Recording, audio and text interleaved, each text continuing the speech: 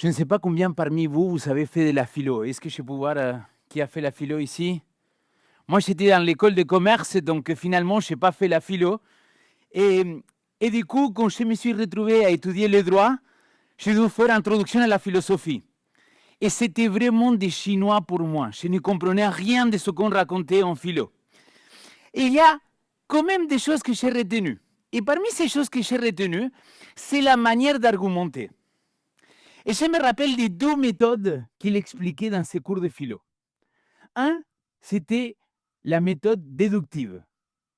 Et l'autre, c'était la méthode inductive. Est-ce que ça vous dit quelque chose ou pas du tout? Levez la main pour ceux que ça les dit quelque chose. Pour ceux qui vous disent rien, c'est pas grave, je vous explique en deux mots. Parce que tu vois, il faut que j'amortisse tout ce que j'ai payé pour étudier comme lui, Andrews, quoi. Donc, du coup, la méthode déductive, c'est quand tu pars d'une idée très claire pour conclure sur quelque chose de très général. Et la méthode inductive, c'est quand tu as plusieurs idées qui vont te faire converger vers une idée générale. Et c'est exactement ce que je voudrais faire avec vous ce soir. Vous êtes prêts, oui ou non? Vous inquiétez pas, il n'y a pas d'examen final, donc vous pouvez être cool et relax. Mais je vais vous poser des questions, en tout cas 4 formulations. Et parmi ces 4 formulations, il y a des choses qui m'interpellent énormément. Par exemple, le Wi-Fi, il existe ou il n'existe pas? Il existe. Et vous comprenez pas l'accent, c'est quoi aujourd'hui? Vous n'êtes pas prêts? Si le Wi-Fi il existe, mais tu ne le vois pas, ça veut dire que tu n'es pas capable de le voir, mais tu sais, tu es conscient que ça existe. C'est comme la 5G. Ça suffit que tu n'as plus de Wi-Fi, Wi-Fi ou 5G, que tu n'as plus de notifications, que tu n'as plus de réseau, que tu te dis, punaise, je vois les conséquences là. Mais le premier principe, c'est, je vois quelque chose, et peut-être ça existe ou peut-être ça n'existe pas. Mais au contraire, c'est exactement la même chose. Deuxième chose, est-ce que le vent, ça existe? Et pour autant, tu ne le vois pas, n'est-ce pas? Mais tu vois les causes, ça veut dire que tu vois quand les arbres ils bougent, tu le vois quand ça te touche, mais tu ne peux pas le voir, tu peux le ressentir. Est-ce que l'amour, il existe? Mais est-ce que tu peux voir l'amour?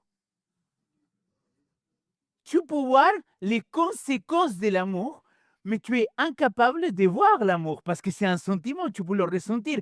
Tu peux voir une caresse. Et c'est la même chose avec la peur. Est-ce que la peur, il existe? Si tu la vois pas, ça n'existe pas, n'est-ce pas?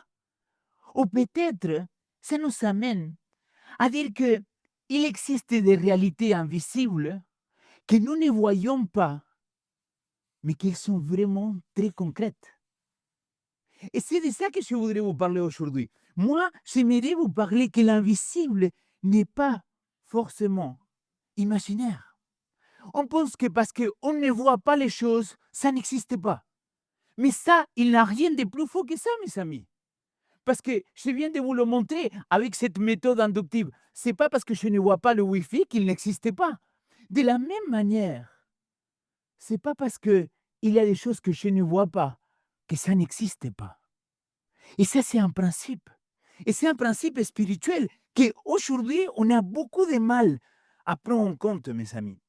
Pourquoi? Regardez ce qu'il dit la Bible. Je vais vous lire un texte qui se trouve dans le Nouveau Testament, en Éphésiens. Et le texte, il dit ceci. En effet, ce n'est pas contre le sang et la chair que nous luttons, mais contre les principats, contre les autorités, contre les pouvoirs de ce monde des ténèbres, contre les puissances spirituelles ou mauvaises qui sont dans les lieux célestes. Ça me ramène à vous dire quelque chose, ce texte-là. Ce que tu vois n'est pas toute la réalité. Et si tu pourrais sortir d'ici, au moins avec cette pensée-là, je serais déjà très content. Ce que tu ne vois, ce n'est pas toute la réalité. C'est pas parce que tu ne le vois pas que c'est simplement produit de ton imagination. Et vous connaissez tous qu'un jour ou un autre, on nous a dit cette phrase-là, ah bon, si Dieu il existe, pourquoi on ne le voit pas? Et c'est exactement comme le Wi-Fi, comme l'amour, comme la peur. On ne peut pas le voir peut-être, mais on peut le ressentir, on peut l'entendre, on peut sentir les effets de sa présence. Et Paul il nous dit que comme nous pouvons ressentir la présence de Dieu, les effets de ce que Dieu il fait dans notre vie, il nous dit qu'au contraire, on peut sentir aussi les choses mauvaises dans notre vie. Et ça, c'est quelque chose qu'aujourd'hui, je ne sais pas pourquoi, on ne parle pas beaucoup. Et c'est vrai que Paul, il parle beaucoup de cette réalité dans notre vie, de, qu'il y a des choses que nous ne pouvons pas l'expliquer. Et c'est pour ça que tout ce que tu vois n'est pas la réalité. Il y a quelques mois en arrière, il est sorti une petite vidéo d'un petit garçon brésilien qui s'est fait hyper ultra archi-viral. Il était dans un ascenseur et quand il est dans l'ascenseur, il est tout seul et on voit la caméra qui le filme et qui dit Papa Dieu, s'il te plaît, aide-moi à sortir de cet ascenseur au nom de Jésus. Amen. Et la porte, il s'ouvre au moment et il sort. Et tous les gens, tous les chrétiens, ils liké la vidéo, ils la partagé. Sauf qu'il était 100% fait avec IA. Aujourd'hui, plus que jamais, on devrait être attentif à qu'est-ce que c'est la réalité et qu'est-ce que c'est pas la réalité. Aujourd'hui, plus que jamais, on voit des choses qu'on ne sait pas si c'est vrai ou pas. Punaise, nom d'un chien, tous les gens que les terreplatistes qu'ils m'apparaissent sur TikTok, ils me font douter de mes croyances. Je me dis, punaise, les gars, ils vont fort, quoi, quand même. Mais parce qu'ils disent, ouais, mais est-ce que tu l'as vu? Je dis, non, je ne l'ai pas vu, mais est-ce que tu as vu si vraiment la Terre elle est ronde? Non, c'est vrai que je n'ai pas monté à la stratosphère, mais quand même, quoi. Tout ce qu'on voit n'est pas l'ensemble de la réalité de ce que nous vivons. Et de l'autre côté, mes amis, c'est pas parce qu'il est invisible qu'il n'est pas vrai. Jusqu'à là, vous m'avez suivi? C'est pour ça que Paul, il parle qu'il y a un monde que c'est un monde céleste, un monde spirituel que nous ne voyons pas, que nous ne connaissons pas. Et c'est exactement de ça que je voudrais vous parler aujourd'hui. De ce monde spirituel qu'aujourd'hui, on n'est pas conscient peut-être. Regardez ce qui se passe dans le dernier livre de la Bible qui s'appelle Apocalypse, chapitre 12, versets 7 et 9. Écoutez bien ce qu'il dit le texte. Il y a eu une guerre dans le ciel. C'est-à-dire dans notre lieu. Quand tu penses au ciel, tu dis, oui, mais ça veut dire que c'était où? Dans quel niveau de la stratosphère? Est-ce que c'est dans l'espace? Les amis, c'est dans le ciel, dans le cosmos. Dans un lieu ailleurs que dans ce monde-là, il y a un conflit. Et là, il dit, il y a qui? Michael et ses anges combattaient le dragon. Le dragon combattait lui et ses anges, mais il ne fut pas le plus fort. Et il ne se trouva plus de place pour eux dans le ciel. Et il fut jeté à bas. Le grand dragon, le serpent d'autrefois, c'est lui qui était appelé le diable, le Satan, l'adversaire. C'est lui qui garde toute la terre habitée. Il fut jeté sur la terre. Et ses anges, ils furent jetés avec lui. Tu te dis, Léo, pourquoi tu nous parles de ça? On parle généralement quand on parle de grands conflits. Et bien, peut-être c'est là le lien. C'est que parfois dans notre vie, tout ce que nous voyons, ce n'est pas l'ensemble de la réalité. Mais nous, on est tellement comme... Tu sais comment on appelle ça quand on met un cheval? Les œillères. J'ai appris un nouveau mot. Et parfois, on est comme ça. Et je ne vois pas la suite. Tu vois, je ne vois qu'est-ce qu'il est devant moi. Mais je ne vois pas l'ensemble de la réalité. Bah, ce texte-là, il nous ramène à une réalité. Et cette réalité-là, c'est qu'il y a un monde spirituel. Et que dans ce monde spirituel, qu'il n'est pas visible, qu'il n'est pas accessible à nos yeux, il y a un combat, il y a un conflit. Et là, il y a deux camps. D'un camp, il y a Michael et ses anges, et de l'autre camp, il y a l'adversaire, le Satan, le diable, l'esprit de mal, celui qui divise, celui qui monte depuis le commencement, avec ses anges. Et ça, c'est quelque chose qu'on a complètement oublié de notre théologie aujourd'hui. Ça fait combien de temps que vous fréquentez une communauté, une église, que vous regardez des vidéos peut-être sur YouTube, et qu'ils vous parlent de le rôle et le ministère qu'ils sont les anges aujourd'hui dans le christianisme?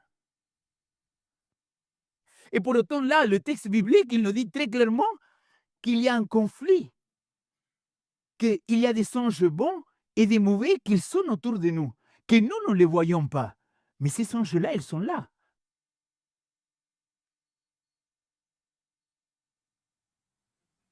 Imagine que pendant quelques instants, tes yeux s'ouvriraient et que tu pourrais voir ce monde spirituel.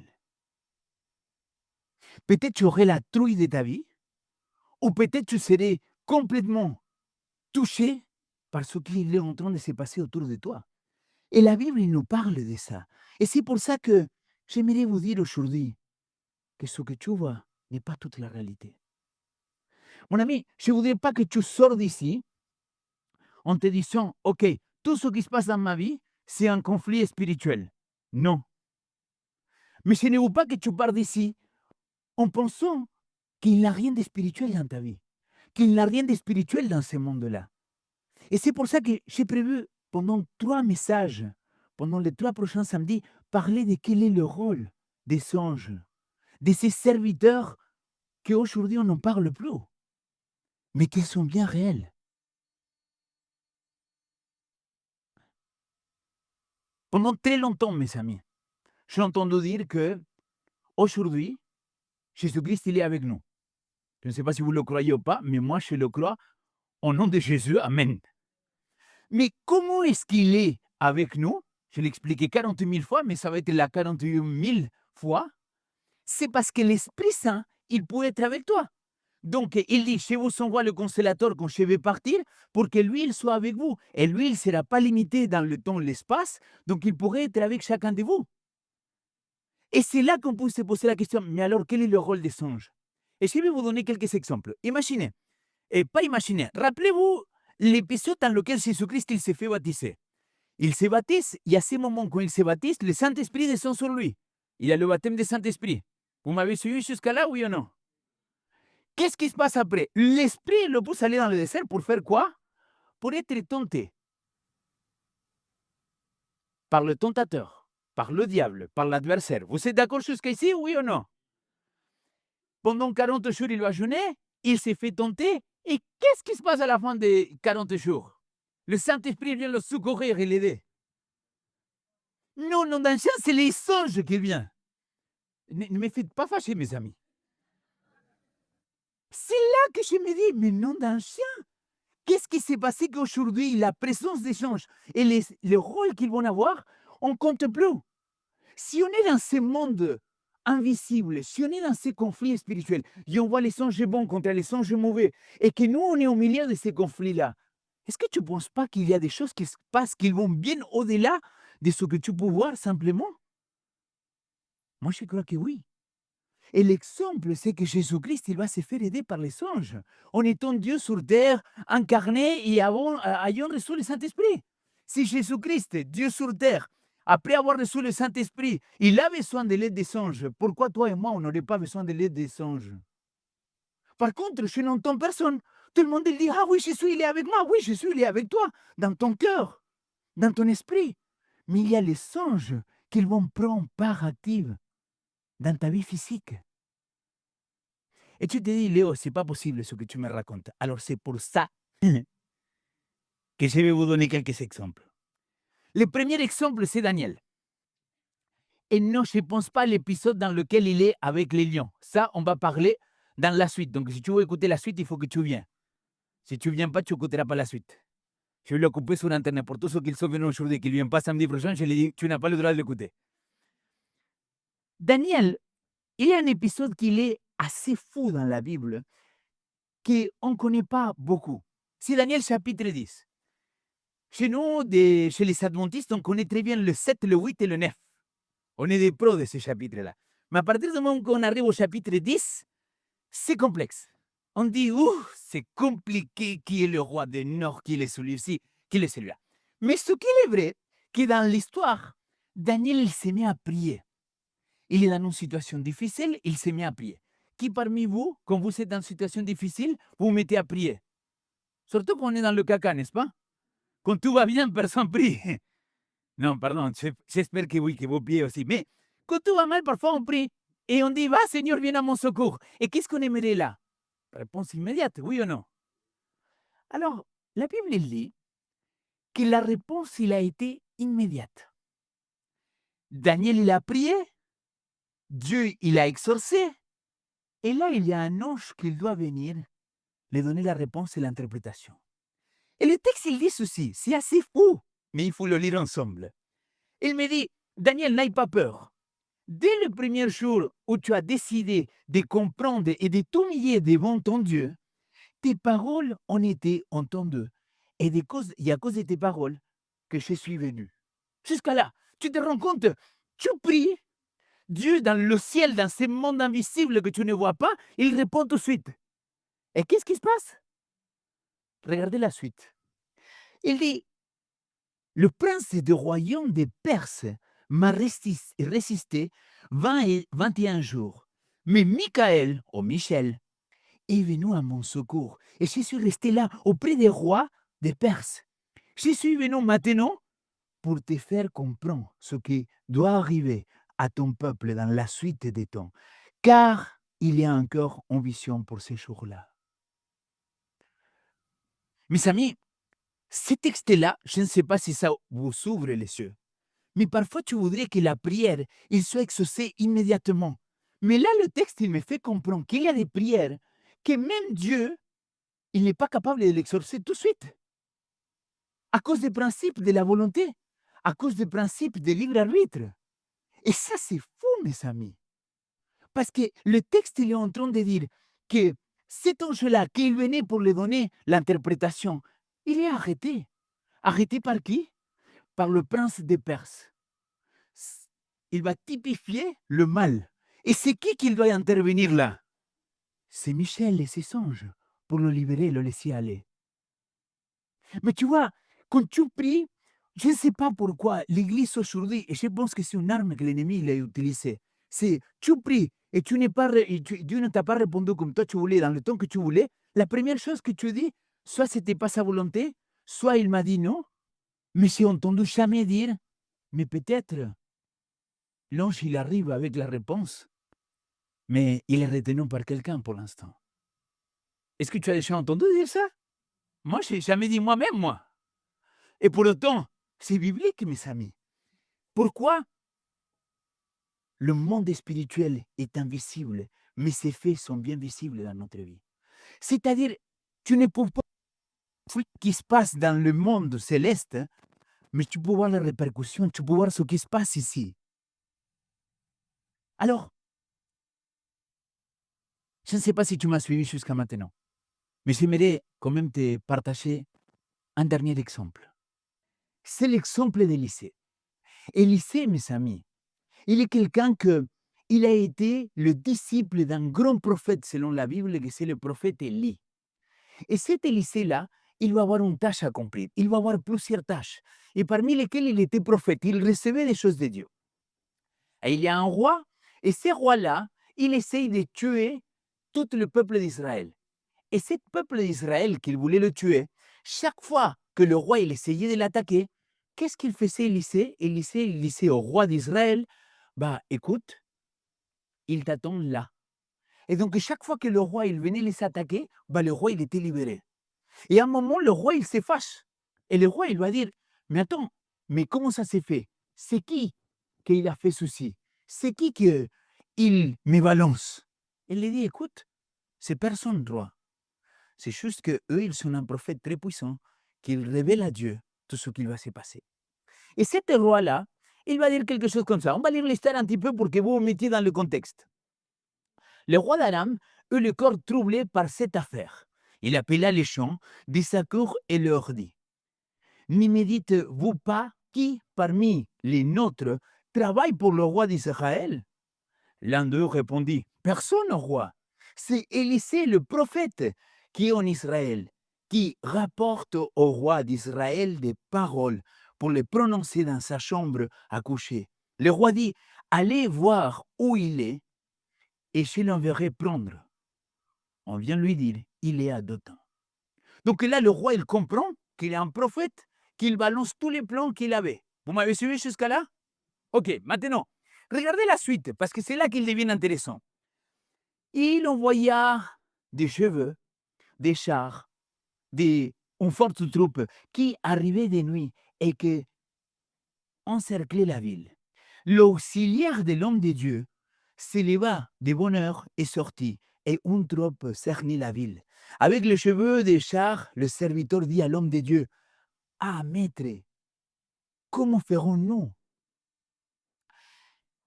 L'image, elle est assez dingue. Imaginez toute une armée pour aller tuer 2 personnes. Je ne sais pas vous, mais il me semble un peu fou cette histoire-là, non? Toute une armée pour tuer 2 personnes. Mais oui, c'était 2 personnes-là et donc l'homme de Dieu, que c'est Élisée, il avait fait échouer à chaque fois Dieu, les rois d'Aram. Et là, le serviteur, il s'élève et il dit, on est dans le caca, Élisée. Regarde tous ces gens-là, on ne va pas pouvoir s'en tirer. Et je pense que ça, c'est un petit peu comme quand nous on prie. Quand nous, on est dans ces situations-là difficiles, tu vois, soit que tu te trouves face à une difficulté financière, que tu perds ton travail, que tout simplement dans ton couple, ça ne se passe pas bien, ou qu'avec tes enfants, aujourd'hui, tu n'arrives plus à connecter comme avant, ou que tu as un problème avec ta copine, avec ton copain, que tu as un problème avec tes études, ce sont des choses qui peuvent arriver. Tu te sens un petit peu encerclé, comme s'il y a plein de problèmes qui apparaissent dans ta vie. Bon, Élisée est l'auxiliaire de l'homme de Dieu. Ils se sentaient encerclés. Ils se sentaient, nous sommes dans le caca total. Qu'est-ce qu'on fait maintenant? Et là, le prophète Élisée, il lui dit, mon serviteur, tu n'as pas tout compris l'histoire. Pourquoi? Parce que l'histoire, elle ne finit pas. Il répondit, n'aie pas peur, il dit le prophète Élisée, car ceux qui sont avec nous sont plus nombreux que ceux qui sont avec eux. Élisée pria, Seigneur, ouvre ses cieux, je t'en prie, pour qu'il voie.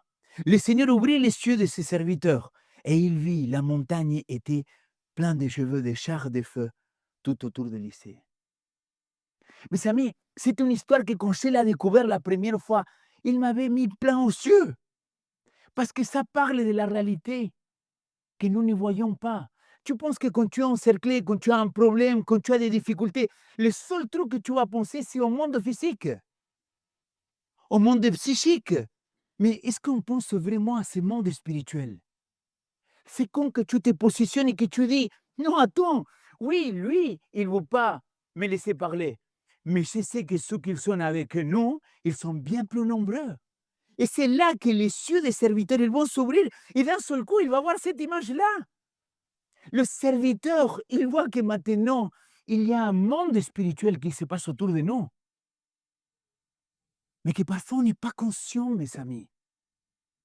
Parfois, tu penses que tu es tenté et que c'est simplement toi ou tes désirs les plus profonds. Et si c'était quelque chose d'autre que ça?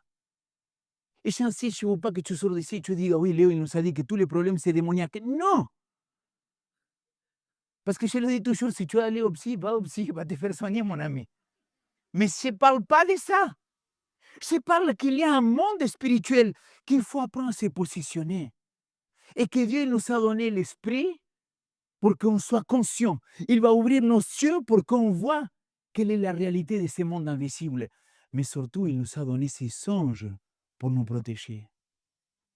Et c'est ça que je voudrais vous parler dans toute cette série-là. Quel est le rôle des songes? Pourquoi l'ange, qu'il vient prendre soin de toi, il est tellement capital dans ta vie? Pourquoi c'est tellement important de prendre conscience quel est le rôle? Parce que c'est eux qui vont nous protéger physiquement de ce qui va nous arriver. Et là, Élisée et son serviteur, ils étaient conscients. Mes amis, je ne sais pas si vous le comprenez, mais quand lui, il voit ça, il prend conscience. Si je pourrais lui demander à Dieu vraiment, mais de tout mon cœur, Seigneur, ouvre nos cieux. Ouvre nos yeux afin qu'on puisse voir et comprendre ce qui se passe dans ce monde spirituel, non d'un chien. Ce n'est pas que toi et tes tentations, il y a bien plus que ça. Ce n'est pas que toi contre tes problèmes. Parfois tu es encerclé, oui, je comprends. Mais si tu prends une position dans ta vie et tu commences à te dire, mais Seigneur, mais ceux qui sont avec nous, ils sont bien plus nombreux. Et au nom de Jésus, cette victoire-là, tu l'as déjà gagnée. Ça change complètement parce que nous sommes au milieu d'un conflit, d'un combat invisible. Et tant que tu n'es pas conscient de ces combats invisibles, mon ami, tu vas te faire avoir encore et encore et encore. Ça, je suis convaincu parce que c'est ma vie, parce que j'ai le vécu, parce que je sais à quel point parfois ces conflits spirituels, tant que tu ne te positionnes pas spirituellement, bah, tu vas les perdre d'avance. Et tu sais pourquoi? Parce que tu ne sais pas ce qu'il est en train de se passer dans ce monde invisible. Vous avez entendu le témoignage là tout à l'heure? 18 ans pour que Dieu réponde. Tu penses que Dieu, il était sans rien faire? Tu penses que Dieu, il n'était pas à l'action? Bien sûr, mon ami. Mais il y a un conflit. Parce que d'un côté, les anges des biens, ils se battent pour que cette personne-là se laisse toucher par le Saint-Esprit. Mais de l'autre côté, il y a les anges des mauvais, qu'il vient tenter, empêcher de partager la bonne nouvelle. Mes amis, par la grâce de Dieu, et vraiment, ce n'est pas moi, mais par la grâce de Dieu, je peux accompagner plusieurs personnes au baptême. Mais ça, c'est grâce que le Seigneur m'a fait. Et c'est le travail d'une communauté qu'on accompagne jusqu'à quelqu'un qui s'est fait baptiser.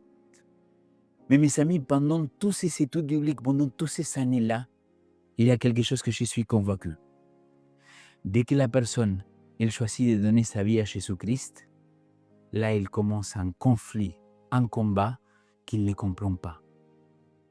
J'ai eu des gens pleurer devant moi et me dire, Léo, et merde, pourquoi c'est comme ça, quoi? Pourquoi c'est comme ça? Tant que j'étais sans Dieu, ma vie, il allait bien, le travail, il allait bien, ma copine, il allait bien, tout allait bien. Quand j'ai décidé de m'approcher à Dieu, que je lui donne ma vie à Jésus-Christ, et là, tout commence à aller mal. Pourquoi? C'est parce qu'il y a un qui essaie de te décourager. Mais mon ami, n'aie pas peur, comme il a dit. Ceux qu'ils sont avec nous, ils sont plus nombreux. Mon ami, je ne sais pas quels sont les problèmes qu'ils t'encerclent aujourd'hui, mais je suis convaincu d'une chose. N'aie pas peur, parce que ceux qui sont avec nous, ils sont bien plus nombreux. Christ, il va gagner cette bataille-là, les amis. Jésus, très bientôt, il reviendra. Et je suis convaincu, mes amis, convaincu, que c'est là que nos yeux s'ouvriront et qu'on pourrait voir l'histoire de notre vie et comment le Seigneur il nous avait envoyé à chaque fois des anges pour se battre pour nous défendre, pour nous garder, pour nous protéger. Et c'est là qu'on comprendra peut-être quel était le rôle de toutes ces personnes que Dieu il a mis au service de l'être humain. La semaine prochaine, on va parler de l'importance qu'il y a les anges dans notre vie et quel est le rôle. Mais l'ami, si aujourd'hui, tu sens que tu te sens encerclé, j'aimerais qu'on puisse s'élever ensemble et qu'on puisse prier et vraiment se positionner dans ces conflits-là. Donc, si tu le souhaites, tu te mets debout et on va prier ensemble pour confier tous ces problèmes-là et dire, Seigneur, on veut te faire confiance. Merci d'avoir regardé cette vidéo jusqu'au bout. Si elle t'a inspiré ou touché, n'hésite pas à liker, à partager et surtout t'abonner pour ne rien manquer. Rejoins la famille Vivo pour des messages qui t'inspirent, t'aident à avancer chaque semaine. Dis-nous aussi en commentaire ce que tu as retenu ou aimé dans cette vidéo. Je te dis à très bientôt pour une nouvelle vidéo. Reste connecté avec notre Seigneur Jésus-Christ.